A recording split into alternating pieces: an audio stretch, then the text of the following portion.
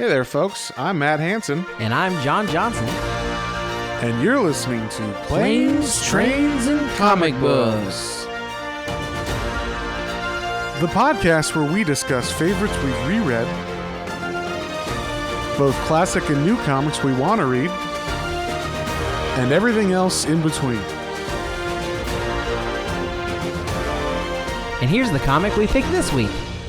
Hey there, everybody. Welcome back to another episode of Planes, Trains, and Comic Books. Today, we are beginning our celebration of Black History Month, as we usually do. And I'm excited about this one. This is a comic that came out last year. And I noticed it on the stands, but I didn't know what it was. It always had really interesting covers. And also, the name of it is AKOGUN the Brutalizer of Gods, which is a pretty epic title. Yeah. When I told you about this, what do you think of that? Yeah, right away I was like, oh, okay, like that, that made me think of like Gore the God Butcher, so it's like somebody who's got some beef. So I was definitely like, oh, okay, I'm down. That sounds cool. And then you said it like it's something we could read for Black History Month. I was like, oh, cool. So it's gonna be something that's celebrating Black culture, and I didn't know how. Like, I didn't know what this character was going to be, and so it was cool to get into and read. Yeah. And it's cool because it's written and drawn by, Black people. I think they're Africans because their names they sound African at least. So if I'm wrong about that, I apologize. But and this whole book is like basically Black mythology or like African mythology. So I looked it up a little bit just to make sure, because they do say like, it's Conan meets, kind of pantheon kind of stuff, like Greek gods. But yeah, that's kind of what I got, like Conan meets Hercules. Yeah, exactly. And so I looked this up because I wasn't sure, Conan's not really based on any specific mythology or whatever. I mean, it takes from certain things, but it's its own thing. And so I was like, oh, is this like its own thing, or is this like actually? And so at least as far as the god names and stuff, they are actual gods. So in like African pantheons. So I was like, oh, okay, that's super cool. I don't know. I was just super excited to read this. So I'm glad we got to do it for Black History Month. It is not out yet in trade. Like, it's not collected. But you can get the issues on onipress.com or whatever their website is, because they put it out. And then, like, after I read this, I was like, oh, I need to go buy the actual issues. So I called my comic book store and they had them. You can still order them. So I was like, oh, okay. So you can go to your comic book store and order these. Probably they're still available, even though they, because they printed a certain amount, and I guess they didn't sell out. So. Nice. Yeah. Well, it's unfortunate they didn't sell out, but hopefully, more people will see it, and maybe like it'll come. We won't be the only ones that check it out this month, and so yeah. Yeah, for sure. Hopefully, because I really like this. But yeah, so this is called AKOGUN, Brutalizer of the Gods. It is by, I'm going to pronounce these names probably wrong, so I apologize, but Murewa Ayodele or Dele. That's the writer, and then the artist is Dotun Akande, and that's my best. That's my best. That would have been my best as well. So okay. I think we're good.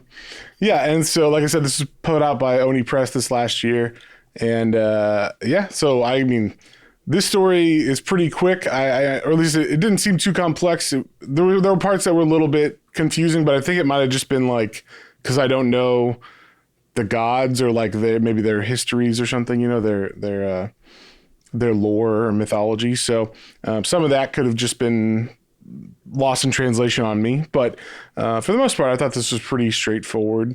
It starts off kind of like a god myth, like oh, this person fell from the sky and then they did this and then this happened. Like, so we start off with like a god falling from the sky and getting drowned, and then they were able to like pull, which I thought was cool. He like pulled himself up from the water, like it just from the ground. He like, I guess at the bottom of the ocean, just pulled the ground up and formed like a landmass that he could save himself from drowning by. And this god is Obatala, and it seemed like this was maybe like the Loki kind of god, is a drunk god. Yeah, it seems so. He said he's drunk and mischievous. Yeah, so it was kind of like a little bit. I got a Loki feel from it a bit, you know. He always had like machinations in the background, it seems. But yeah, and then in this world, I guess I don't know if that's supposed to be Earth or not. They don't really say that. They just say like, this is the wetlands, this is the desert, this is Sahara, this is the swamp or whatever. Yeah. We should just mention he is so all the gods in this, just like a Greek pantheon, all of these gods have like their god of a specific thing. And so while he is like mischievous, he is also the creator god. Right.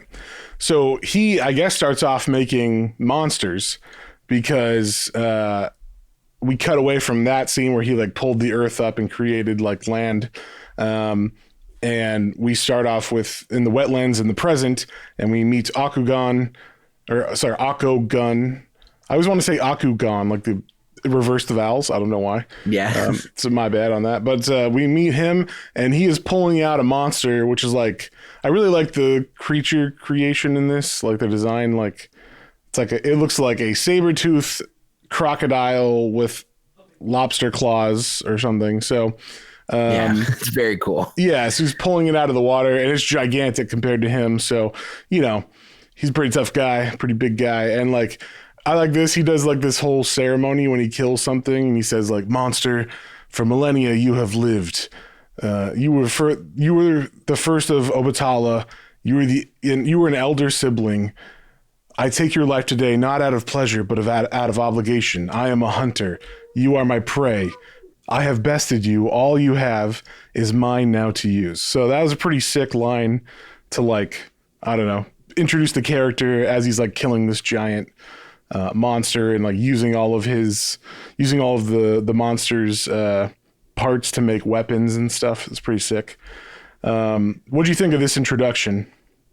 Oh yeah, no, very badass. Like I said, right away it made me feel very like I said, Conan-esque, because it's very much like he had no problem like with this otherworldly creature that was created, this ungodly creature, or I guess godly creature technically, created. But it was very quick and easy for him, but also very much like he didn't do it out of like I'm gonna kill you. He did it because like I have something else going. Like I am a hunter, and like I'm using, and you could see he uses parts, like he makes like an arrowhead out of like one of the teeth. So obviously like he's like, okay, I'm using this for something even bigger. So it was very cool introduction. Yeah, and then also like as he's camping, we meet like another monster that's out there, and it's like this cool, I don't know, Komodo dragon / what are those lizards out in the desert that are Gila monsters, the poisonous lizards? Oh yeah, it's like that, but it's gigantic, and so it's like dripping like poisonous saliva. And it like fucking like only it like basically is invisible except in moonlight. Yeah, so like he can hide in the shadows at night, but then in moonlight you can only see it for like a moment while it's out there. So he gets to kill one of these things. So we really introduce him as like a super badass, killing monsters and making weapons. And it seems like he's making weapons for a reason. He's making special arrows that use the poison from this basilisk kind of thing. And, the teeth from the first monster that's like a crocodile.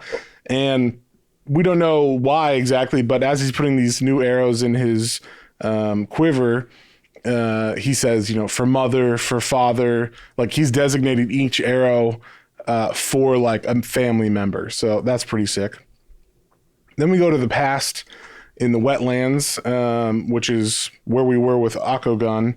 Now this is the past, and we see the god again, Obatala, and I thought this was cool. He's like created land, he's created humans, he's like chilling on the beach, drinking out of a giant horn, a bunch of alcohol, and we see a god fly down. And this is definitely a mature comic. There's a lot of nudity.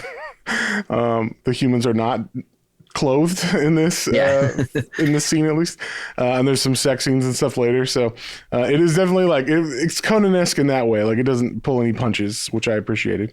But yeah, so Obatala is drinking, and he sees a god come out of the sky, and that god is Ogun, which I was like, I guess Akogun is like maybe like against Ogun or something like that. I don't know. Maybe it's like the prefix means like, because that's the second half of his name, right? Ogun. Yeah, that's what I figured. Yeah, so I thought that was interesting, but they don't really say that. I just made sense, right? But yeah, so this god Ogun comes from the sky, and we find out that like he's been sent here by I want to call it the All-Father, but like, their version of that, which is like the god of wisdom, who is Oren Mila. And he's been like told he got to come back because he broke some laws.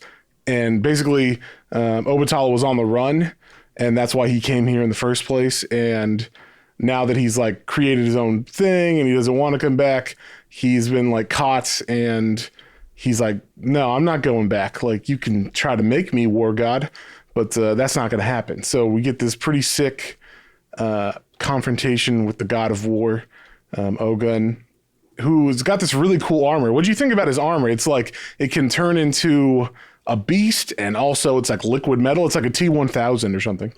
Yeah, and they can surround it. Yeah, no, it's very, very cool armor. And his like he's got like a kind of like a spear kind of thing, but the end of the spear is like as long as a sword, so it's a sword spear. Pretty badass. Yeah, it's a pretty badass weapon too. Yeah, I liked that a lot as well. But then, like I said, it's made of like liquid metal, and it can solidify as he needs it. So it's pretty sick. And Ogun is like, I'm badass. I'm a god of war. Like, I'll make you come back. And Obatala's like, nah, I ain't coming back. And so it seems like he prepared a trap. Like, he knew this was going to happen, because a giant monster comes out of the ground, and it's bigger than Obatala, and the god, the god of war, Ogun, he is smaller than Obatala. But this giant thing that looks like, I don't know, a mole toad, like something the mole man from the Fantastic Four would have as like a pet or something, like that would fight them. Yeah, that's pretty perfect. That and it's like it's so large and so like it like, Kraken-esque as far as like opposed to the size of the gods, right? And then it is also spewing out more monsters. Yeah, like it's made of monsters inside or something. It's really weird and interesting. But it immediately attacks Ogun, and Ogun has to fight this thing. It's a pretty sick fight. But eventually he kind of gets like overwhelmed a little bit. It seems like, well, maybe he's not doing too well, but out of nowhere, some like ninja stars basically fly out from his armor, and he chops off the hands of Obatala. So he eventually does like wrap him in chains with his armor. Ogun defeats that giant monster, and he captures Obatala. So, but then there's like one little monster left, and it's like this little tiny kind of clay face looking monster, and it says like, "Let go of my master, or you will be destroyed." And it's like tiny compared to them, so he just kicks it out of the way, and he flies out. But apparently, that monster is like, that was the secret weapon of Obatala, knowing that the god of war Ogun would not even look twice at that thing, since he just defeated this big monster, thinking that was the main weapon. And this little, I don't know, clay monster starts walking the land. We see him in the wetlands, in the deserts, the forest, savanna, for thousands of years, possibly, it says, until finally he runs into a human woman, and the woman's like, what is this thing?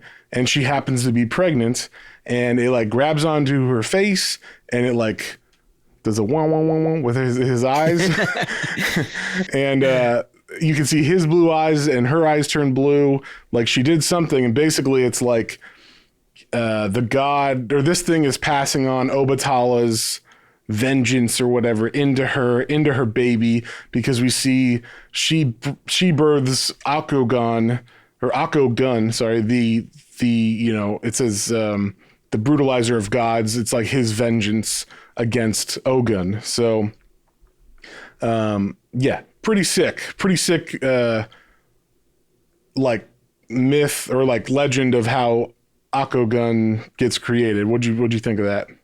Oh yeah, it was awesome. I love like you said, the little creature's very cute, being like basically kicked out of the way, like, okay, this guy's nothing, like, and I already caught the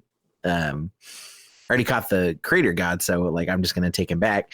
And so yeah, this little guy's like I love his like little faces like going through the like wet like you can see him struggling because he doesn't have legs. He's just like you said, like a clay amorphous blob, like just like like slugging forward basically for hundreds of thousands of years. And so it was like a very minor but very cute little like comic-y relief part. And so yeah, then him like doing the, like you said, the noise is perfect, very Hypnotoad-esque, like looking into her eyes and like obviously passing something along to her. Yeah, so it's a very cool like, and then the baby has the same blueness in his eyes when he pops out. So it's very, very cool. Yeah. Yeah, I liked it. One of the things I love about Conan is it's like birds on a battlefield kind of thing. So that epicness was definitely in this story as well, which I appreciated. Now, I didn't know. I don't know if you researched this at all either. Is AKOGUN actually like a real, I guess, myth or whatever as well, or is it just for this story? Do you know? So as far as I know, it's inspired by folklore. It's specifically the Yoruba people, but I don't know. I didn't like do like deep look into it, but it's specifically basically it's along the lines. It's taking some of those myths and then like kind of exploring those and then like kind of creating, like following a basic mythology. So like there's some of this story that is part of the mythology and then kind of like embellishing. Okay. Yeah, because I wasn't sure like if AKOGUN himself is an actual character, or I mean, we knew the gods were the gods that are in their pantheon, but yeah, like this was a pretty epic way, and I was kind of like, oh, I don't know if he's real or not. Like Conan, there's definitely mythology that's behind that, but he himself is not a character in those mythologies. So I guess it's similar to that. But yeah, so then we cut to, it says the past, but it's not as far back as the whole battle with Ogun and Obatala. We see the growing up of AKOGUN now that he's raised, or now that he's been born. We see him as a baby. We get the culture of these people that it seemed like they're just kind of starting civilization. There's definitely farming going on with cattle and stuff. And we see the mom making maps, and so she's like a cartographer of some kind. And then we see like this tradition that they have where young men who want to get married, they have to go out in the wilderness and get fruits and bring it back to the village. And if it's sweet enough, or actually, I guess in general, like if you can get fruit from this harsh wilderness, that means you like either win the hand of the woman you want, or maybe you're like officially a man kind of thing. And we see AKOGUN's family eating this fruit that this young warrior brings back. And the mom is saying like, oh, it's not the best fruit we've ever had. Like it's second best. And it turns out because the dad, when he was younger, obviously had the same thing when he was trying to marry this mom. And so like he went and got fruit. So she was saying like, oh, your fruit was better, honey. Don't worry about it. But you can tell like, I don't know. He looks disappointed that she walks away. Like, is she lying to me? Do I believe her that this is not, or that this is not as good as the fruit that I brought back, kind of thing? This was one of the parts that I thought was like a little confusing, was the relationship with the dad in all this, because we see AKOGUN at age 10, and he's like given this. Basically, his dad's like, "All right, enough of this map making stuff from your mom. Like, you got to be like a man. Like, here's how to like take apart an animal or whatever kind of thing. Like here's how you, like the stuff you're going to have to do when you're older, you know? And then we see him at age 20 and same thing. He's got to go out in the wilderness and get fruit. And he's able to get some because he like makes friends with the baboons. Like instead of fighting them, he, I guess, befriends them. I thought that was a cool little addition, like giving him like a little bit of a softer side, I guess. Yeah. So he gets a fruit because of that. And then like this was another thing. Sometimes they would cut between the past and the present, or they wouldn't say right away what it was. So like we cut from him talking to the baboons, getting fruit from them, and to the desert, like the savannah, and all these people are getting murdered by these, I guess, like, because the savannah is like, I'm assuming not desert, but it's like open terrain. Horses can, you know, ride in there. So these there's another group of people that are like on horseback.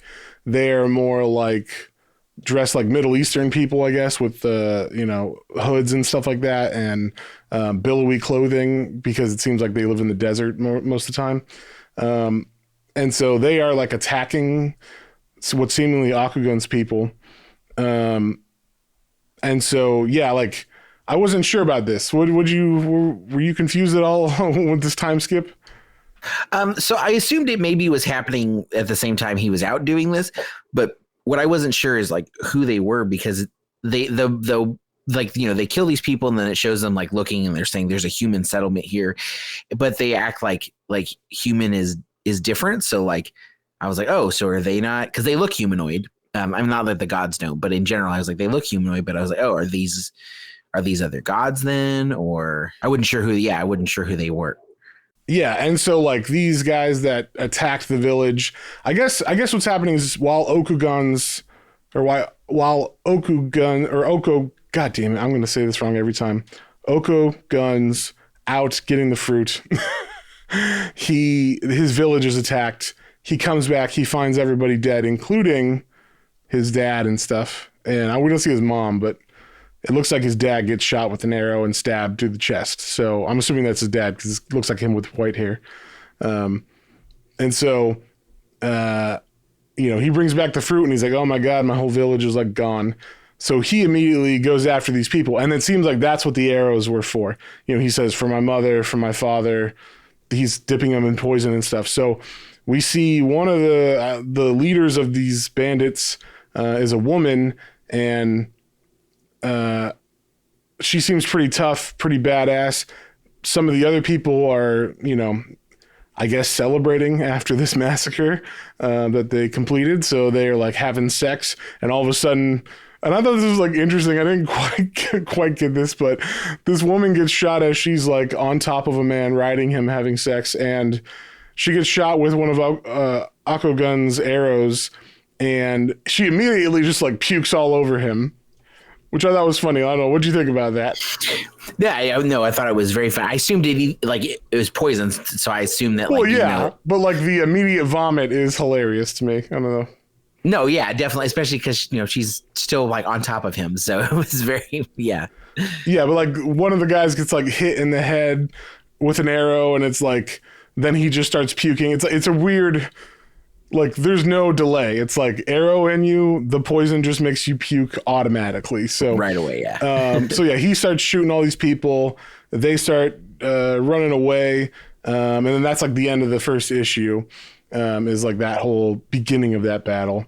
And so then we start again. The second issue is that battle being finished by AKOGUN. He is just chopping all these people up, which is pretty sick. Some of these panels, I was like, fuck yeah. like just, it looks like he is I'll call it a gornado. That is a term my brother came up with while playing D&D. And it fits very well for this scene, because it looks like basically there's like 10 people and he just like spun himself and his sword, and now they're just like chunks of meat flying through the air, you know, with gore and intestines and brains and all that stuff. So pretty freaking sick. What'd you think about that fight scene? it's really cool. One guy gets hit in the head with and his face, and blood spews out as well as an eyeball. And then one in particular, another guy get like the sword goes into his head, and it looks like it basically is like cutting him like up through his chin, up through the top of his head. It's Yeah, like he got stabbed on the underside of his jaw, and it just continues through the top of his skull. And this sword is like, I don't know what, like 3 inches in width at least. 3 to 4 inches, and it's a long, big sword. So it's a big hole. Yeah. So yeah, I liked that a lot. But like I said, the leader of these bandits is like a badass like warrior woman. Her name is Anaya, I'm sorry. And so she has arrows, and she begins shooting AKOGUN, and she even says like, oh, you might be like, are you confused? Like, because as the arrows like hit him in the chest and actually pierce him, like why do you that my arrows can pierce through your monster hide? Like, these are all great questions. But so he falls down, he's got 2 arrows in his chest, actually 3 arrows, and I wasn't sure exactly what happened after that, like with him, because he does come back to life. They don't really explain it though, so that was one of the confusing parts. We'll get there when we get there, but they cut away from that into the heavens, into the past, where we focus on the god of war, Ogun, who is getting busy with Osun, and I mean, this guy's got some technique, we'll say. He is making her happy and calling out his name and whatnot. So, like I said, this is the guy that brought back Obatala, originally. So, but this is farther back than that, I believe. This is like when he's still super badass and like his traditional self, because wait, is this after he brings Obatala back? Yeah, this is after he's brought Obatala back. Okay, so there's a time period where, and we'll get to that, I think, in this issue, where Ogun is taken, like he is beaten, and like his god of war status is removed. And so, like, that's basically like this making love scene, and this might be why he loses. Now, I don't know if this is true, John, but common boxing mythology or whatever, or like what's that called? Like superstition, is that like, you can't have sex until after the boxing match is over. Even in Rocky, they mention this. Do you think that is why Ogun dies, or Ogun loses, is because he is not following these steadfast rules about fights? I didn't think about that, but I know what you're saying. I have heard that before. I mean, she asked him to rest after the fact, and I didn't know if it was just because of their. I love that she's called him Ogun, and he says, "No, call me God of War." Yeah, fuck yeah, I'd do that too if I was a God of War. It was pretty funny. But yeah, so like she says that he needs to rest. So I was surprised, because I was like, oh, okay, like obviously it's something. So I didn't know if it was rest from like fighting and getting the Obatala. Sorry. So yeah, it was like if he had basically come back from fighting Obatala, or if it was needed a rest from like what they just did. So yeah, it was interesting. But then I didn't realize this, because he's going to fight. I guess that the gods also have like little god battles, and yeah, like you're not just the god of war because you are the god of war. You're the god of war because you earned that position, is what it seems. Because he is challenged by Sango, the ruthless god of storms, who's fucking awesome, by the way. He's just like, I don't know. He's got a big axe. He's more my speed. I don't know about. I mean, obviously the cool like liquid armor of Ogun is sick, but like I don't know. Sango seemed pretty cool. And this was like a brawl to the death. They can't use their powers, is what it seems. They have to, and no weapons either. They're like just hand-to-hand combat wrestling. But I guess Ogun used all of his strength pleasing his lady because he's not doing well. He does a little bit, but Sango is kicking his ass by the end, and it seems like he's gonna lose. But then Ogun breaks the rules and calls his armor over and like puts it on, and then Sango's like looks up to the leader who's Oren Mila and says like, "Hey, are you gonna let this happen? Like this guy totally like broke the rules. Is it this should be a forfeit and my victory." But Oren Mila doesn't say anything. So Sango's like, cool, if he can use his armor, I'm going to use my fucking God of Storm powers. And so he calls down like lightning and like punches the fuck out of Ogun. And so, yeah, basically, does he like rip his head off too? Is that what he does?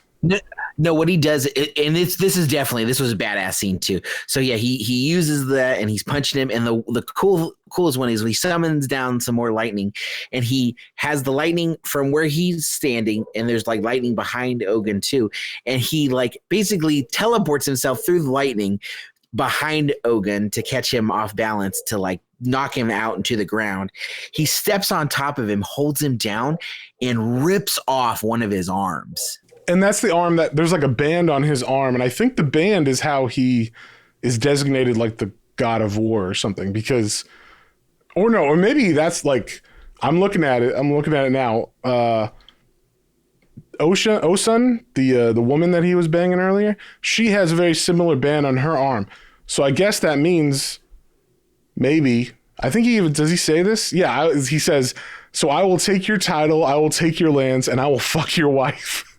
So I guess he forfeited his wife, and that ring is basically like a wedding ring, I think, to designate that him and now Ocean are together. Sango is going to take Ogun's wife. Take everything from Ogun. Everything. So, yeah, pretty fucked up. He leaves Ogun bleeding on the battlefield minus an arm because he ripped off his arm to get that band. I thought at first that the band was like where the armor came from or something. Like that was like where it just stayed with him, and then he like could call it to liquefy on him or something from there. But now that I'm looking at the art, it seems like a little bit closer. It seems like Ocean has the same band. So yeah, it must be that, because he says that right afterwards where he's like, I'm gonna fuck your wife. Yeah. So yeah, then this was also a little confusing to me. I don't know. This is definitely like lore. This is how this is where I'm like, oh, I don't know this lore well enough to know exactly what happened here. But like we said, AKOGUN is dead. He has been shot by arrows. He is in the savannah, just having bled out, and he's dead. But these masks, these like African tribal masks, come down from, or no, they have like these shapes. It kind of looks like, I don't know if this reminded you of it, but it looks like No Face from Spirited Away a little bit. Yeah, that's exactly the vibe I got. Like there's several like No Faces. They're old. They like we would say like African tribal masks, but they're obviously like representative of something within the lore, gods or something else. And yeah, they come and they reach out to AKOGUN to like either breathe life into him or like pull him out of his state or whatever. They don't say that. They just say his name, and I guess you're just supposed to infer they're pulling his spirit back into his body or something. Now, we find out later, and it's kind of implied, obviously, at the beginning, that like AKOGUN is protected by Obatala. So are these reviving gods like working on his behalf, or what do you think? I assume so. It's something like that. I would say because I think the beginning of the next one is what made me think that even more, because it shows a little flashback of him like training and hunting with his dad. It shows them sword fighting too, and basically like teaching them the ropes. Like you gotta. Can't expect what's next. You don't want to beg for your life. You want to keep going or whatever.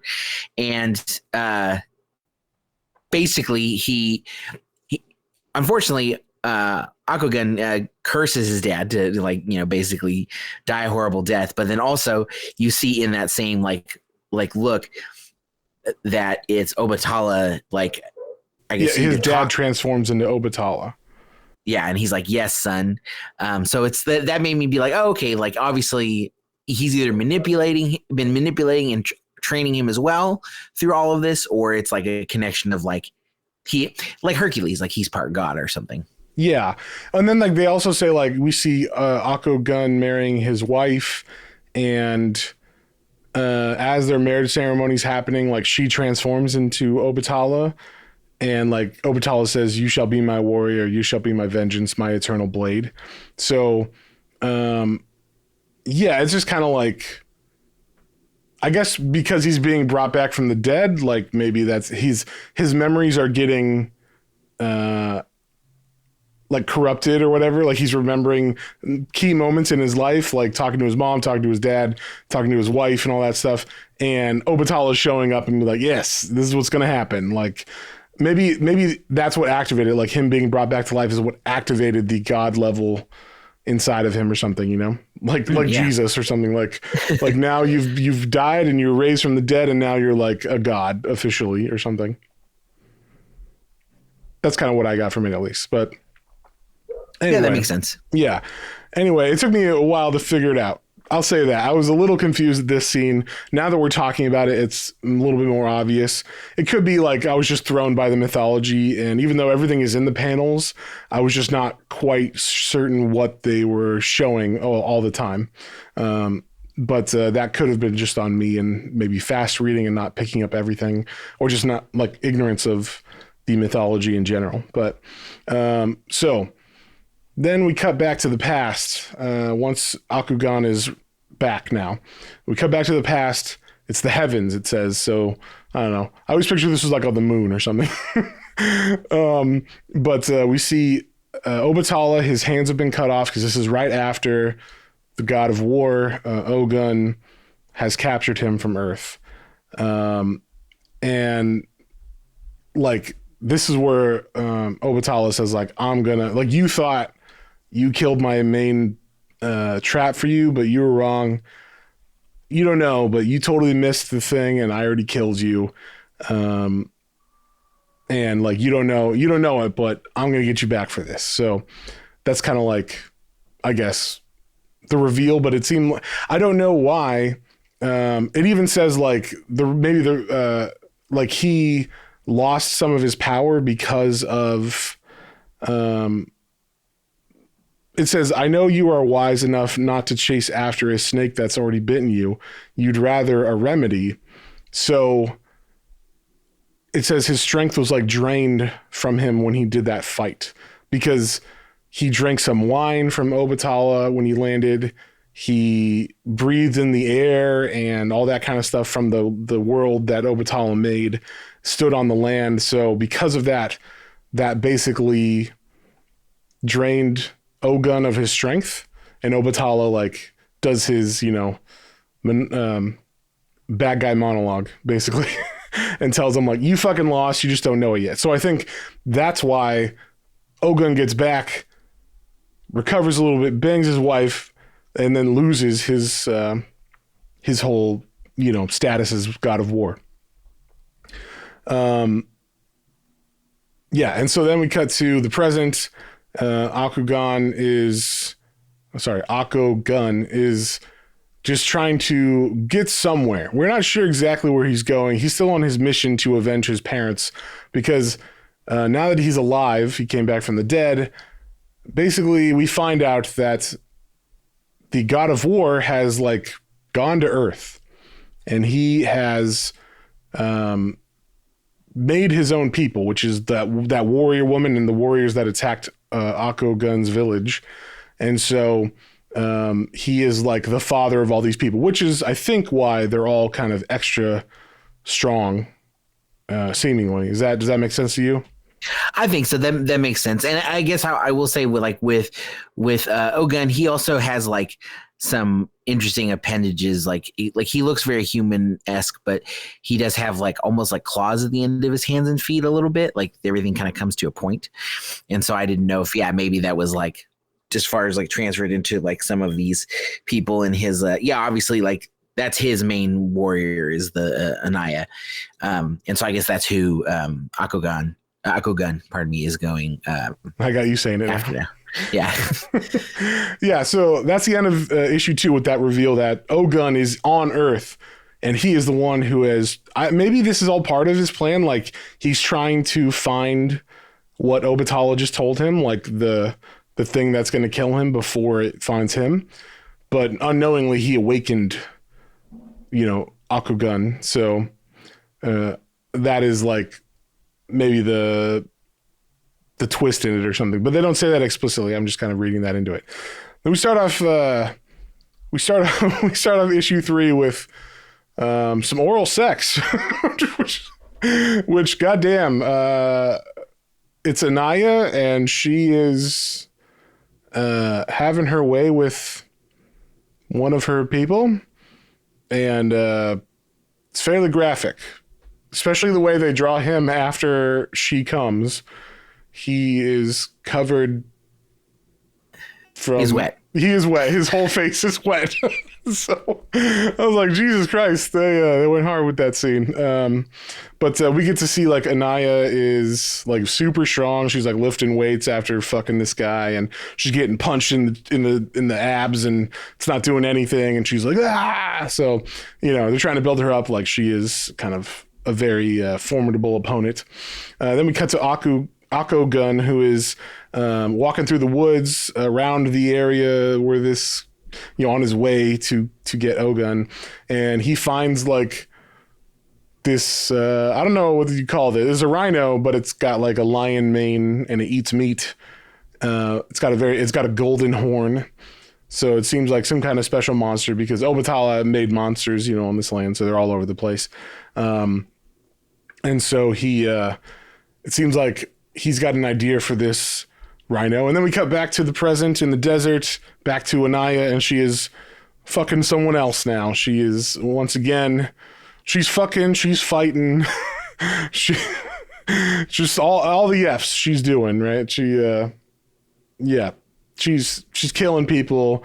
Like she's training with people and then just like murdering them. I'm like, that doesn't seem like the most productive way to train, but maybe I'm wrong. But yeah, and like I said, all of these scenes are really graphic. She even kills the guys that she fucks. Like the guy that she just has sex with is in the group of people that are fighting her to the death, and she's like, sorry about that, and she cuts his head off. He's like, but I love you. Yeah, she's like, well, thanks for the orgasm, I guess. Yeah. And there was some of this stuff I didn't quite get. Like, I don't know if these people are these just followers of them? Like, it seemed like Anaya is actually like maybe birthed from Ogun. Like she is his child or something. Because she seems to have super strength and stuff, right? Yeah, and she also like it seems like maybe she's got a little bit of like gleam in her eye compared to the other people. And then it shows like because they have this little ceremony afterwards too, where they like all take of a little bit of the liquid metal of Ogun. And yeah, so like his blade gets sharpened, and then they like take the filings from that sharpening and then ingest them. Yeah, so that made me think like, oh yeah, maybe like he has some whether I guess he probably didn't create them. Maybe he has some followers.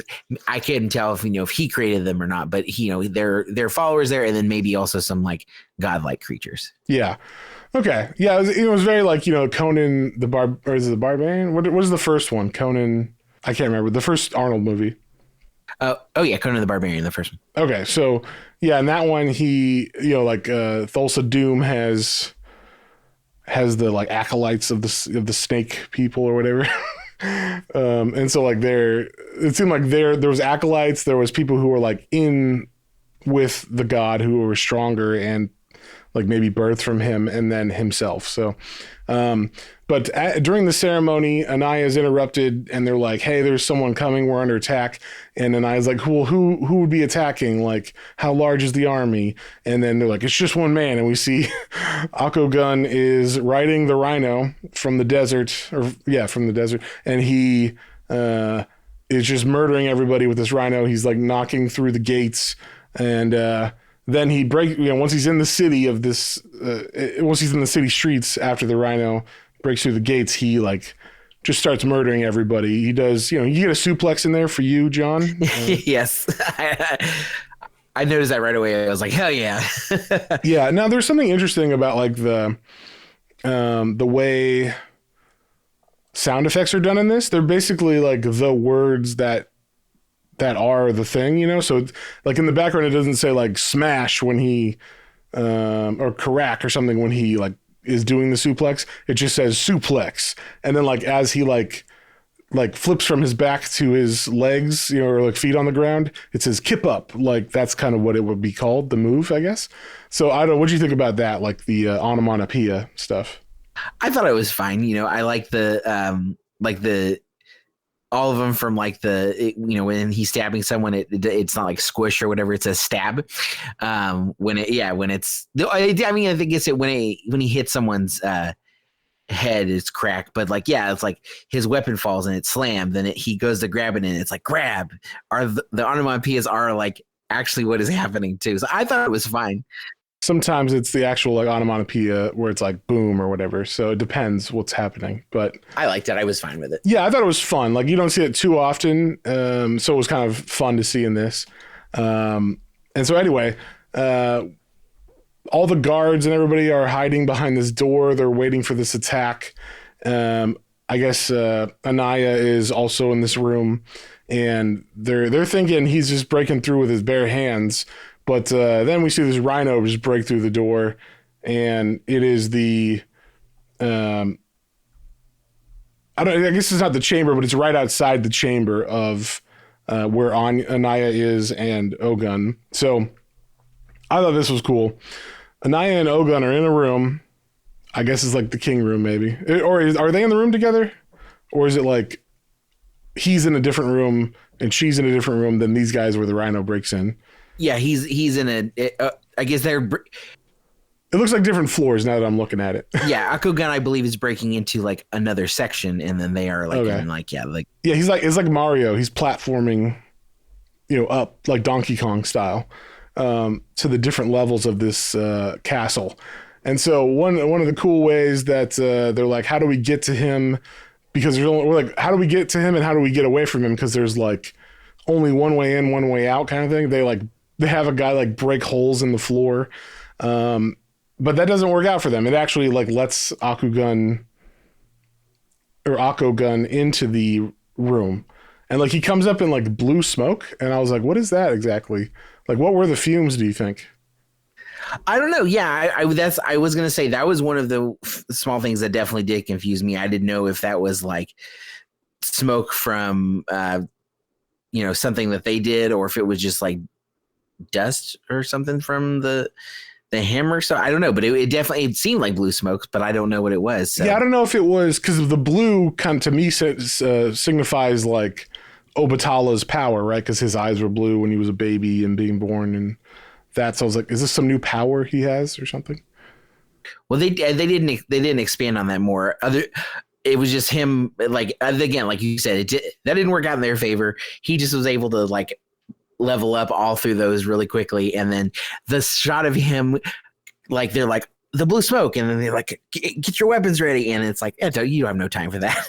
He pops up through, and like all the people directly around the hole, just whoosh, one quick slice, all their heads off. Yes. Now, I was a little bit disappointed at this because the only other person in the room is Anaya, and she instantly gets taken out after building her up for this epic battle. And I was like, oh man, I was kind of hoping they would have like some sick ass battle. Maybe they'd have like a battle that's like, I was thinking, in I don't know if you remember GoldenEye, but you know how like when Pierce Brosnan is fighting Femke Jensen, and she's like, her killing move is like squeezing you with her legs because she does that when she has sex with people or whatever. Because this lady's so sexual, I was like, are they gonna have like a weird like sex fight or something? But no, she just gets like shot with an arrow immediately and dies. Yeah, I was surprised about that too. Like, and it's like it's all really fast. Like, he slices off all those guys' heads, and then like she goes to like pull her sword out. It like breaks instantly, kind of as she's pulling it out, and there's no explanation for that either. Yeah, like because it doesn't. He's shooting 2 arrows into her neck. And so, like, I didn't seem like he broke it. I don't. So her sword broke, and then she gets shot in the neck, and it's just like that. Yeah, and then he says to her what she said to him, like, "Oh, you're probably wondering how my arrows can pierce through your armor. Great questions." And then she dies as he cuts her head off. So then we're at the final boss now. This chapter's called Godslayer, so I'm like, fuck yeah. But yeah, so and there's still like blue smoke coming out of the hole, like the fumes, and it seems to be coming from the rhino now that I'm looking at the art. Does that make sense? Oh yeah, maybe it is coming out of the. I don't know. That is really weird. I don't know. Yeah, because I guess the rhino unfortunately did die when it came in that the main room. Yeah, but maybe that rhino was sent by Obatala, and that's what's coming out is Obatala's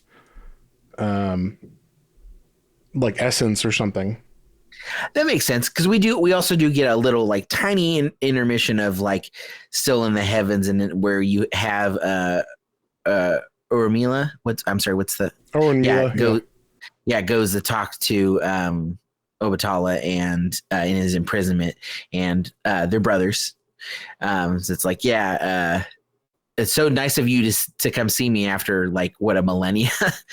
And so we kind of learn like he basically the same kind of thing, like my plan of what I've been doing this whole time, and he does the whole spiel to him as well. Yeah. So finally we get the confrontation between AKOGUN and Ogun, who I liked this a lot. This reminded me of like Thor from, which one is the Thor when he's all fat? Oh yeah, from Endgame where he's all sad. Yes, sad Thor. It reminded me of that because Ogun's all fat now that he's been on Earth for a while, and but he's still got his armor. He's still got like an arm that he's made from his armor. So it's like all metal and blue, but he could do like the T-1000 thing where he can make it a sword or stab you with it. It turns into liquid, and then it can turn itself into thing. So it's pretty sick. The battle I thought was going to be over really quick because immediately AKOGUN gets stabbed by the armor, which turns into like this giant cat thing. And then, but AKOGUN gets, it looks like possessed by Obatala is what I'm getting from this. Like his body's dead, and then all of a sudden he comes back to life. He's got white eyes. And yeah, is that what you got from this? Because he like Ogun says Obatala when he starts talking. So, oh yeah, for sure. I like he kind of made it seem like he beat him easily, and so like Ogun beat Ogun beat AKOGUN seemingly fairly easily, and then like while he's been bleeding out there, and he's like, man, you've been bleeding out for like a while now, like why aren't you like fully dead? And when he goes over to him, his like face kind of like pops up, his mouth is definitely a little creepier and looking like Obatala's, and then his eyes are a little glowy. And so I think it's basically showing like, oh hey, how's it going? Guess what? Yeah, he's been a part of me quite technically this whole entire time, and like this has been like my whole master plan of getting back at you, fool. Yeah. And so we get this cool thing because Ogun walked over to AKOGUN to look at him or whatever and try to figure out why he wasn't dying immediately. And that puts him in the reach of AKOGUN, who reaches out and grabs Ogun by the hair and then does like a Spartan kick to his body, which rips off Ogun's head. and like spine out of his body, like finish him style. Just fucking, yeah. Very much so. This is one of the coolest like action panels I've ever seen in a comic. It is so brutal. And also, I have to say, I love the god's blood is gold. I thought that was a really cool little small detail. You know what? I didn't even notice that. You're right. Yeah, that's cool. Because like I was trying to remember, I had to go back and look, and it was I think you were like barely a little bit of gold when Obatala had his hands cut off, but I didn't really like catch it until this, because the head coming off and then the spine like shattering and coming through the back of Ogun was just it's again just such an intense image on the page. And then like I said, like being like, oh, okay, like that's his blood coming out of there, so and he is gold blood because he's a god. Like that's a cool little touch. So that is the end. That one moment of ripping Ogun's head off is the end of this series, of this comic arc, at least the first arc, because it says they're going to return for Revenge of the Gods. So I'm assuming it's going to be like, Akugan Return or Revenge of the Gods. So maybe they're going to get revenge against him for killing Ogun or something. But that should be pretty cool.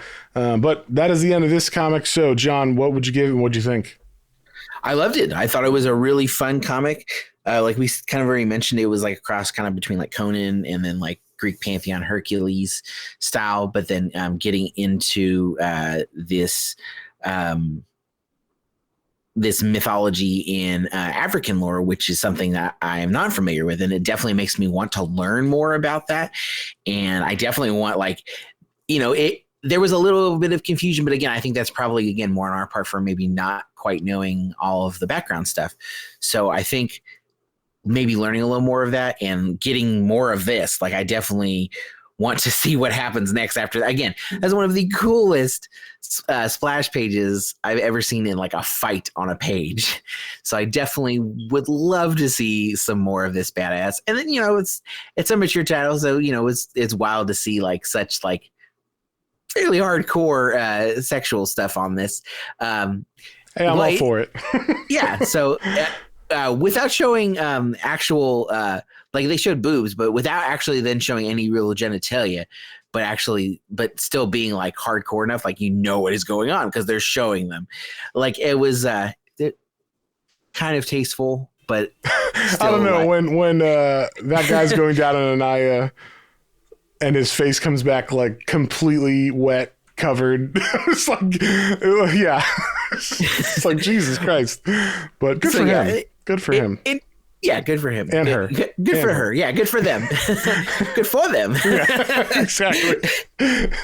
So yeah, it was. I have not like even the Conan stuff where he's like getting on with the ladies. Like I maybe wasn't quite as intense, but definitely like it's been close. It's not because they have a property to make sure is protected a little bit, for decency's sake, I guess. There's nudity in Conan, but when Marvel does it, there's none. Yeah, and this is independent, so they can go a little bit more in the paint, I guess. Yeah, exactly. When Marvel does it, there's barely any nudity. Yeah, it's like a boobs, but then like there's a really cloth that comes down and just covers like the nipple area. Yeah, but the new Titan series is a little bit more allowing nudity and stuff. So I'm liking that. But yeah, so overall, it's a fun story. It was a quick read. Again, mature, so you can just give this to anybody, but definitely for an adult reader, a teenager, older teenager, it's a cool story. And if you like action and like learning some new lore that again that maybe you're unfamiliar with, or just you like that idea of like different gods and different like ways of like fighting within that world.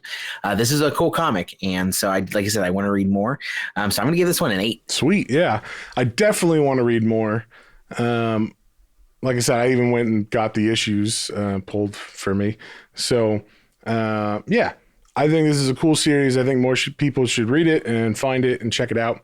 Hopefully it'll be coming out in trade soon, so that way more people will be able to get it. But But until then, I mean, the issues are, like I said, available still, I think, to order from like comic book stores or even on the Oni Press website. They have them available to buy. So if any of that sounded interesting, definitely check it out. I am going to give this, now that we've talked about it and I kind of worked through some of the mythology issues I couldn't quite understand in it, I'm going to give it an 8 because I think it's pretty solid now that we talked through it and I like understand it a little bit more.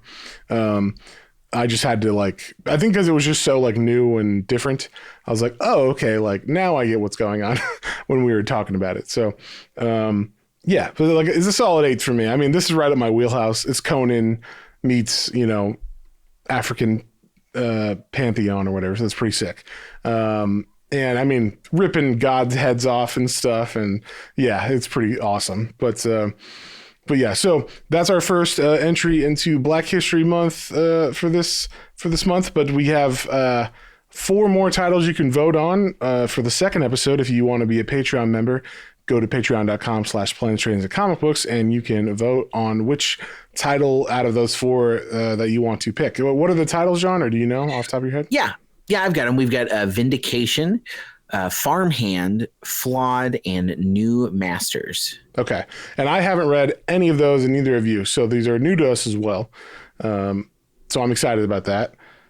I've heard good things about Vindication. That's the only one anyone's ever talked to me about. Yeah, but they all seem really interesting and unique stories. So we definitely wanted to, again, highlight Black culture, Black characters, and Black creators. So yeah, it's going to be really interesting to get into them. You guys go vote, patreon.com/Planes, Trains, and Comic Books, all one word. And we are also bringing back this year, you patrons also get an exclusive episode every year, every month. So when you sign up for Patreon, you get an exclusive episode in addition to getting to vote. Plus this year for the short and quick month of February, we're also falling into the love again this year, and I got convinced Matt to do a Valentine's special, so be on the lookout for that. We just want to spread the love and with the, so all the craziness going on in the world. So definitely be on the lookout on Valentine's Day for a special episode from us. Yeah, as I like to say, push out the jive and bring in the love. That's what I like to say. So nice. I stole that from The Simpsons, if you didn't know. So anyway, yeah, so with that, we will see you guys on the next one. On the next one. Bye.